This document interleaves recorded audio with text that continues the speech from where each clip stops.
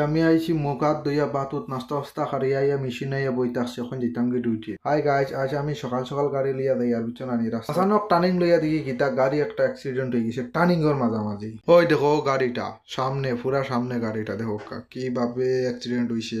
Driver আর helper অবশ্য কিছু হয়েছে না, তার ভালো আছে। এইখান থেকে আমি ডাইরেক্ট গেছি কি ক্যাম্প থেকে ডিজেল উজেল লইয়া আমি আমার বাড়ি গেছি। ক্যাম্প থেকে নেপাল থেকে আইসুন তারা কাম করবার লাগি ফল লাইন ওয়ালল দিবার লাগে, এর লাগে তারা গরর বানাইয়া কত সুন্দর হইয়া বসে দেখতে কত মজা লাগে। সাইটো আইসি তেল খালি করছি, তেল ডালিছি গাড়ি সব গাড়ি তেল ডালিয়া দিলে উস্তাদ হেল্পারে মিলিয়া কইলাম তে লাগাও তোমরা সিলিন্ডার, আমি বাকেট দিয়ে উঠিয়া দিম, অতটুকু খাওয়া দিন।